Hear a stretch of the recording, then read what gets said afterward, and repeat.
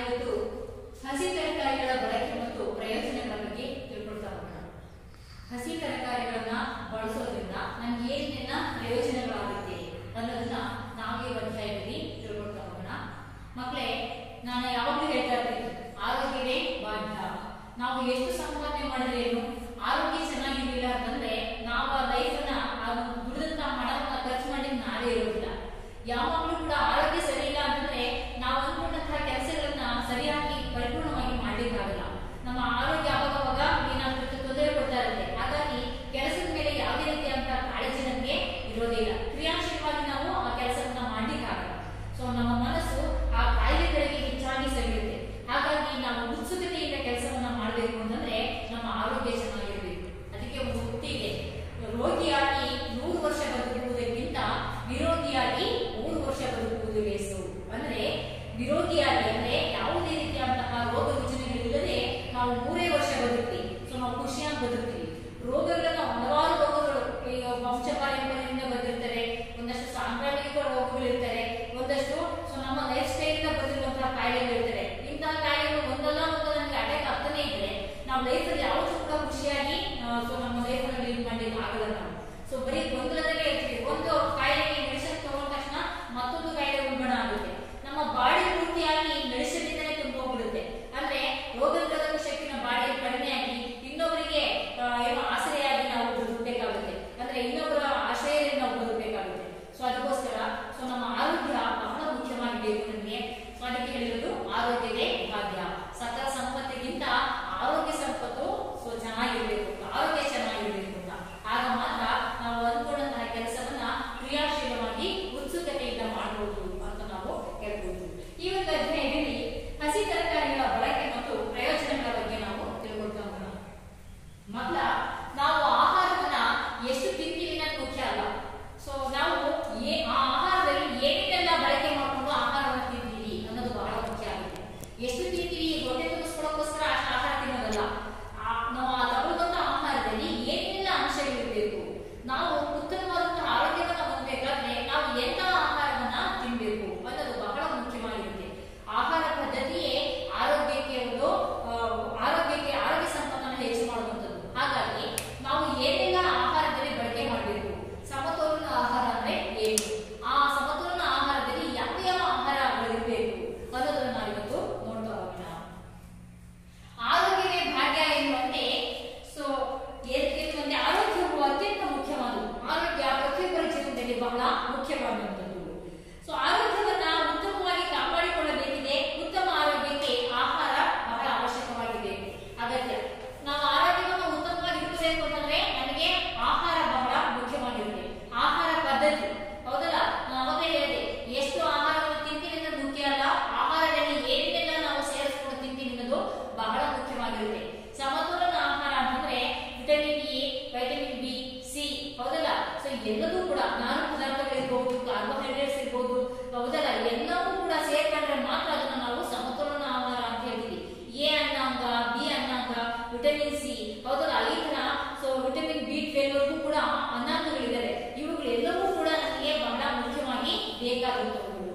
ಇವುಗಳು ಯಾವ ಯಾವ ತರಕಾರಿಗಳಿಂದ, ಯಾವ ಯಾವ ಕಾಯಿ ಪಲ್ಯಗಳಿಂದ, ತಾಜಾ ಕಾಯಿ ಪಲ್ಯಗಳಿಂದ ಹೌದಲ್ಲ, ಹಸಿರು ತರಕಾರಿಗಳಿಂದ, ಮೊಳಕೆ ಹೊಡೆದ ಕಾಳುಗಳಿಂದ ಹೌದಲ್ಲ, ಈ ಒಂದು ಅನ್ನಾಂಗಗಳಿಂದ, ಈ ಒಂದು ಆಹಾರ ಧಾನ್ಯಗಳಿಂದ ನಮಗೆ ಈ ಒಂದು ವಿಟಮಿನ್ಗಳು, ಪ್ರೋಟೀನ್ಗಳು, ಕಾರ್ಬೋಹೈಡ್ರೇಟ್ಸ್ಗಳು ಸಿಗ್ತಾ ಹೋಗ್ತದೆ.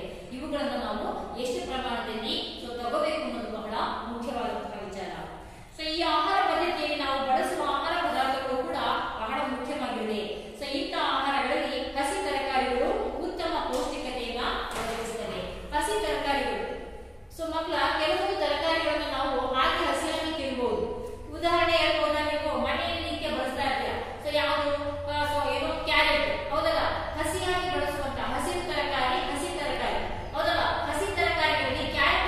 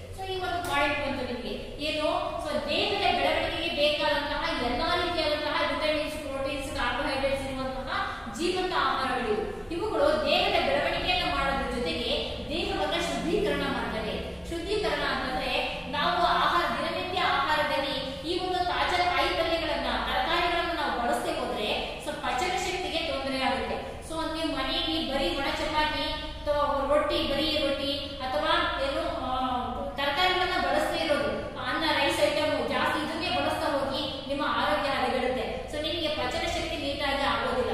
ನಾವು ಯಾವಾಗ ಆಹಾರದ ಜೊತೆ ತರಕಾರಿಗಳನ್ನ ಸೇರಿಸ್ಕೊಂಡು ತಿಂತೀವೋ ಆಗ ಅದು ಪಚನ ಶಕ್ತಿಗೆ ಅನುಕೂಲವಾಗುತ್ತೆ. ಈಸಿಯಾಗಿ ನಾವು ತಿನ್ನಂತ ಆಹಾರ ಡೈಜೆಷನ್ ಆಗಿ ನಾವು ಮೋಷನ್ ಮೂಲಕ ಹೊರಟೋಗುತ್ತೆ ಅದು. ಸೊ ಹಾಗಾಗಿ ಶಕ್ತಿಯಾಗಿ ಬಿಡುಗಡೆ ಆಗುತ್ತೆ, ರಕ್ತಗತವಾಗುತ್ತೆ. ಸೊ ನೋಡಿ, ನಾವಾಗಲೇ ಹೇಳ್ತಿದ್ದೆ ಫಸ್ಟ್ ನಿಮಗೆ, ನಾವು ಎಷ್ಟು ತಿಂತೀವಿ ಆಹಾರವನ್ನ ಅನ್ನೋದಕ್ಕಿಂತಲೂ ಆ ಆಹಾರದಲ್ಲಿ ಏನೇನೆಲ್ಲ ಸೇರಿಸ್ಕೊಂಡು ತಿಂತೀವಿ ಅನ್ನೋದು ಬಹಳ ಮುಖ್ಯವಾಗಿರುತ್ತೆ. ಸೊ ಅದಕ್ಕೋಸ್ಕರ ಎಲ್ಲಾ ರೀತಿಯಾದಂತಹ ಹಣ್ಣುಗಳನ್ನು ತಿನ್ಬೇಕು. ಋತುಮಾನಿಕ ಹಣ್ಣುಗಳು ಅಂತ ನಾನು ಹೇಳಿದೆ. ಯಾಕಪ್ಪ ಅಂದ್ರೆ ಒಂದಷ್ಟು ಪೆಸ್ಟಿಸೈಡ್ಸ್ ಗಳನ್ನ ಅಂದ್ರೆ ಅವು ಕೆಡದಿರೋ ಹಾಗೆ ಸೊ ಅವುಗಳನ್ನ ಸಂರಕ್ಷಣೆ ಮಾಡುವಂತಹ ಔಷಧಿಗಳನ್ನ ಹಾಕಿ ಒಂದಷ್ಟು ಪ್ರಿಸರ್ವೇಟಿವ್ ಗಳನ್ನ ಹಾಕಿ ಇಟ್ಟಂತಹ ಹಣ್ಣುಗಳನ್ನ ನಾವು ತಿನ್ನಬಾರ್ದು. ಅವುಗಳಲ್ಲಿ ಜೀವಸತ್ವ ಸತ್ವವಾಗಿರುತ್ತೆ. ಅವುಗಳಿಗೆ ಸ್ಪ್ರೇನ ಮಾಡಿರ್ತಾರೆ, ಕೀಟನಾಶಕಗಳನ್ನ ಹೊಡೆದಿರ್ತಾರೆ. ಹಾಗಾಗಿ ಅವು ಹಾಗೆಯೇ ಬಹಳ ದಿನಗಳ ಕಾಲ ಪ್ರಿಸರ್ವೇಟಿವ್ ಅಲ್ಲಿ ಪ್ರಿಸರ್ವ್ ಆಗಿ ಇರ್ತಾರೆ. ಅಂತಹ ಹಣ್ಣುಗಳನ್ನ ತಿನ್ನೋದ್ರಿಂದ ನಮಗೆ ಯಾವುದೇ ರೀತಿ ಯೂಸ್ ಆಗೋದಿಲ್ಲ. ಅದಕ್ಕೋಸ್ಕರ ಋತುಮಾನಿಕ ಹಣ್ಣುಗಳು ಆ ಒಂದು ಋತುಮಾನಕ್ಕೆ ಹೇಗೆ ಸಿಗ್ತವೆ ಪ್ರಕೃತಿಯಲ್ಲಿ ಅಂತಹ ಹಣ್ಣುಗಳನ್ನ ತಾಜಾವಾಗಿ ಹಾಗೆ ತಿನ್ಬೇಕು. ಅದೇ ರೀತಿಯಾಗಿ ಎಲ್ಲಾ ತರದ ಹಸಿ ತರಕಾರಿಗಳು, ಹಸಿರು ಕಾಯಿ ಪಲ್ಯಗಳು, ತಾಜಾ ತರಕಾರಿಗಳು, ಹಣ್ಣುಗಳನ್ನ ತಿನ್ನೋದ್ರಿಂದ ಸೊ ನಮಗೆ ಆರೋಗ್ಯ ವೃದ್ಧಿಯಾಗುತ್ತೆ. ಸೊ ಜೊತೆಗೆ ಪಚನ ಶಕ್ತಿಗೆ ನಮಗೆ ಬಹಳ ಉಪಯೋಗ ಆಗುತ್ತೆ. ಸೊ ಇದು ರಕ್ತಯುತವಾದಂತಹ ಆಹಾರ. ಸೊ ನಾವು ತಿನ್ನಂತ ಆಹಾರ ಒಂದಷ್ಟು ಅಂಶ, ಇಂತಹ ಅಂಶಗಳಿಗೆ ತರಕಾರಿಗಳಿಂದಲೇ ಇವೆ ಮಾತ್ರ ಹೊತ್ತು ಸೇರ್ಕೊಳ್ಳುವಂಥದ್ದು. ಮಿಕ್ಕಿದ್ದೆಲ್ಲ ದೇಶದಾಗಿ ಮಲವಾಗಿ ಹೋಗುತ್ತೆ. ಅದಕ್ಕೋಸ್ಕರ ನಾವು ಈ ಎಲ್ಲಾ ತರಕಾರಿಗಳನ್ನ ಸೇರಿಸಿಕೊಂಡು ಊಟದಲ್ಲಿ ಬಳಸಬೇಕಾಗುತ್ತೆ. ಸೊ ಅದಕ್ಕೋಸ್ಕರ ಸಾಕಷ್ಟು ಪ್ರಮಾಣದಲ್ಲಿ ಇವುಗಳನ್ನ ತಗೊಳ್ಳೋದು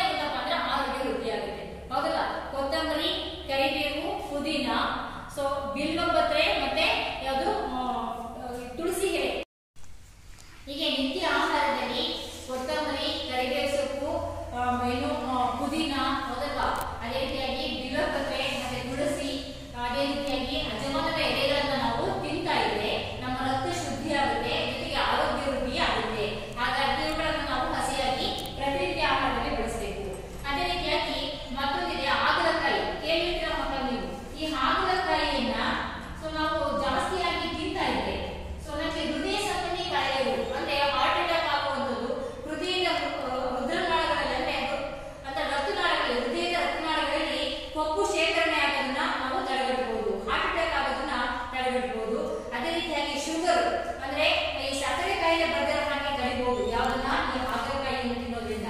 ಅದೇ ರೀತಿಯಾಗಿ ಅಲರ್ಜಿ ಸಮಸ್ಯೆ ಅಂದ್ರೆ ರಕ್ತದಲ್ಲಿ ಅಲರ್ಜಿ ಕಾರಕಗಳೇನಾದ್ರೂ ಇದ್ರೆ ಸೊ ಮೈ ಕೆಚ್ಚ ತುರಿಕೆ ಹೌದಲ್ಲ ಕಜ್ಜಿ ಕುರವು ಇವೆಲ್ಲ ಬರ್ತಾ ಇರ್ತಾರೆ. ಹಾಗಾಗಿ ಆ ರಕ್ತ ಶುದ್ಧೀಕರಣ ಮಾಡುವ ಕೆಲಸವನ್ನ ಈ ಹಾಗಲಕಾಯಿ ಮಾಡುತ್ತೆ. ಈ ಅಲರ್ಜಿ ಸಮಸ್ಯೆಗೆ ಒಳ್ಳೆಯ ಒಂದು ಪರಿಹಾರ ಯಾವುದು ಈ ಹಾಗಲಕಾಯಿ ಅಂತ ನಾವು ಹೇಳ್ಬೋದು. ಹೀಗೆ ಅದೇ ರೀತಿಯಾಗಿ ರಕ್ತದ ಏರುಪೇರು ಅಂತ ಹೇಳ್ತೀವಿ ಬಿಪಿ, ಈ ಬಿಪಿ ಸಹ ಬರ್ದಿರೋ ಹಾಗೆ ಈ ಒಂದು ಹಾಗಲಕಾಯಿಯ ಸೇವನೆ ನಡೆಯುತ್ತೆ. ಹಾಗಾಗಿ ನಾವು ಆಹಾರದಲ್ಲಿ ಈ ಹಾಗಲಕಾಯಿಯನ್ನ ಸೇವಿಸಬೇಕು. ಇದು ಕಹಿಯಾದಂತಹ ವಾತಾವರಣವನ್ನ ನೀಡುತ್ತೆ. ಅಂದ್ರೆ ನಾವು ತಿಂದಿಕ್ಕೆ ನಾಲಿಗೆಗೆ ಕಹಿಯಾಗಿರುತ್ತೆ. ಸೊ ನಾನು ಯಾವಾಗಲೂ ಹೇಳ್ತಿರ್ತೀನಿ ಮಕ್ಕಳ, ಅದರಕ್ಕೆ ಕಹಿ ಉದರಕ್ಕೆ ಸಿಹಿ ಅಂತ. ಅಂದ್ರೆ ಅದರ ಅಂದ್ರೆ ನಾಲಿಗೆ, ನಮಗೆ ನಾಲಿಗೆಗೆ ಕಹಿಯಾಗಿರುವಂತಹ ತರಕಾರಿಗಳಿರ್ಬೋದು ಹಣ್ಣುಗಳಿರ್ಬೋದು ಉದರ ಅಂದ್ರೆ ಹೊಟ್ಟೆಗೆ ಒಳ್ಳೆಯ ವಾತಾವರಣವನ್ನ ಸೃಷ್ಟಿ ಮಾಡ್ತವೆ. ಅಂದ್ರೆ ಹೊಟ್ಟೆಯಲ್ಲಿರುವಂತಹ ಒಂದು ಕಲ್ಮಶವನ್ನ ಹೊರಹಾಕ್ತವೆ ಕಹಿಯಾದಂತಹ ಒಂದು ಔಷಧಿಗಳು, ಯಾವುದೋ ಔಷಧಿಗಳಿರ್ಬೋದು ತರಕಾರಿಗಳಿರ್ಬೋದು. ಅದಕ್ಕೋಸ್ಕರ ಈ ಅದಕ್ಕೆ ಸಿಹಿಯಾಗಿರುವಂಥದ್ದು ಅಂದ್ರೆ ಈಗ ಸ್ವೀಟ್ ಪದಾರ್ಥಗಳಿರ್ಬೋದು, ನಮಗೆ ತಿಂಡಿಗೆ ಯಾವುದು ಸಿಹಿಯಾದಂತಹ ಪದಾರ್ಥ ಇರುತ್ತೆ ಅದು ಉದರಕ್ಕೆ ಕಹಿ ಅಂದ್ರೆ ಹೊಟ್ಟೆಗೆ ಕೆಟ್ಟದಾದಂತಹ ಪರಿಣಾಮವನ್ನ ಬೀರುತ್ತೆ. ಅದಕ್ಕೋಸ್ಕರ ತಿನ್ನಬೇಕಾದ್ರೆ ಕಹಿಯಾಗಿದ್ರು ಕೂಡ ಇದರ ಸೇವನೆಯಿಂದ ನಮಗೆ ಬಹಳಷ್ಟು ಉಪಯೋಗಗಳಿದೆ. ಈ ರಕ್ತನಾಳಗಳನ್ನ ಶುದ್ಧಿ ಮಾಡುತ್ತೆ, ರಕ್ತವನ್ನ ಶುದ್ಧಿ ಮಾಡುತ್ತೆ, ಅಲರ್ಜಿಕ್ ಸಮಸ್ಯೆಯಿಂದ ಪರಿಹಾರವನ್ನು ಪಡ್ಕೋಬಹುದು. ಅದೇ ರೀತಿಯಾಗಿ ಬಿಪಿ ಶುಗರ್ ಇಂತಹ ಕಾಯಿಲೆಗಳಿಗೆ ಕಾಯಿಲೆಗಳು ನಮಗೆ ಬರೋದೇ ಇಲ್ಲ. ಅದಕ್ಕೋಸ್ಕರ ಈ ಒಂದು ಹಾಗಲಕಾಯಿಯನ್ನು ಹೆಚ್ಚಾಗಿ ನಾವು ಆಹಾರದಲ್ಲಿ ತಗೊಳ್ಬೇಕು. ನೆಕ್ಸ್ಟ್ ಕೇಸರಿ, ಕೆಂಪು ಬಣ್ಣದ ಮತ್ತು ಹಸಿರು ಬಣ್ಣದ ತರಕಾರಿಗಳು ಅಂತ ಹೇಳ್ತಾರೆ. ಕೇಸರಿ ಬಣ್ಣ ಅಂದ್ರೆ ಕ್ಯಾರೆಟ್ ಅನ್ನ ದಿನನಿತ್ಯ ಆಹಾರದಲ್ಲಿ ಹಸಿಯಾಗಿ ತಿನ್ನಬೇಕು. ಅದೇ ರೀತಿ ಕೆಂಪು ಬಣ್ಣದ ಅಂದ್ರೆ ನಾವು ಟೊಮೆಟೊವನ್ನ ತರಕಾರಿಯಾಗಿ ಪ್ರತಿನಿತ್ಯ ಆಹಾರದಲ್ಲಿ ಅಂದ್ರೆ ತರಕಾರಿಗಳ ಜೊತೆಯಲ್ಲಿ ನಾವು ಬಳಸಿಕೊಂಡು ತಿನ್ನಬೇಕು. ಅದೇ ರೀತಿಯಾಗಿ ಹಸಿರು ತರಕಾರಿಗಳು ಯಾವುದು ಯಾವುದು ಬೀನ್ಸ್ ಇರ್ಬೋದು, ಅದೇ ರೀತಿಯಾಗಿ ಹಾಗಲಕಾಯಿ ಇರ್ಬೋದು, ಅದೇ ತರ ಯಾವುದು ಹೀರೆಕಾಯಿ ಇರ್ಬೋದು, ಎಲ್ಲ ತರದ್ದು ಕೋಸುಗಳು ಹೌದಲ್ಲ, ಕೋಸಿನ ಪದಾರ್ಥ ಇರ್ಬೋದು, ತರಕಾರಿಗಳಿರ್ಬೋದು, ಹೀಗೆ ಎಲ್ಲಾ ತರದ ಬಣ್ಣದ ಗೆಡ್ಡೆ ಗೆಣಸುಗಳು, ಹಣ್ಣು ಕಾಯಿಗಳಿರ್ಬೋದು. ಸೊ ಆ ತರ ಎಲ್ಲ ಹಣ್ಣುಗಳು ಇವೆಲ್ಲವೂ ಕೂಡ ಗೆಡ್ಡೆ ಗೆಣಸು ಹಸಿ ತರಕಾರಿಗಳಲ್ಲಿ ಎ ಬಣ್ಣಾಂಗ ಅತಿ ಹೇರಳವಾಗಿರ್ತದೆ. ಇವುಗಳನ್ನು ಉಪಯೋಗಿಸುವುದರಿಂದ ರೋಗ ಪ್ರತಿಬಂಧಕ ಶಕ್ತಿ ಅಂದ್ರೆ ರೆಸಿಸ್ಟೆನ್ಸ್ ಪವರ್ ಅಂತ ಹೇಳ್ತೀವಿ, ಅಂದ್ರೆ ಇಮ್ಯುನಿಟಿ ಪವರ್, ರೋಗ ನಿರೋಧಕ ಶಕ್ತಿ ಇದನ್ನ ಹೆಚ್ಚು ಮಾಡುವಂತಹ ತರಕಾರಿಗಳು ಅಂತ ನಾವು ಹೇಳ್ಬೋದು. ಯಾವುದು ಕೇಸರಿ, ಕೆಂಪು, ಹಸಿರು ಬಣ್ಣದ ಹಣ್ಣು, ಕಾಯಿ, ಗೆಡ್ಡೆ ಗೆಣಸು, ಹಸಿ ತರಕಾರಿಗಳಲ್ಲಿ ಎ ಅನ್ನಾಂಗವಿರುತ್ತದೆ. ಇವುಗಳನ್ನು ಉಪಯೋಗಿಸುವುದರಿಂದ ರೋಗ ಪ್ರತಿಬಂಧಕ ಶಕ್ತಿ, ಕಣ್ಣಿನ ಆರೋಗ್ಯ, ಚರ್ಮದ ಆರೋಗ್ಯ, ಬಾಲಕಿಯರ ದೇಹ ಬೆಳವಣಿಗೆ ಮತ್ತು ವೃದ್ಧರ ಆರೋಗ್ಯವನ್ನು ಕಾಪಾಡಲು ಸಹಾಯವಾಗುತ್ತದೆ. ಸೊ ಬೆಳವಣಿಗೆ ಏಜಿನಲ್ಲಿ ಮಕ್ಕಳಲ್ಲಿ ಎಲ್ಲ ಅಂಗಾಂಗಗಳು ಕೂಡ ಬೆಳವಣಿಗೆ ಆಗ್ತಾ ಇರ್ತವೆ.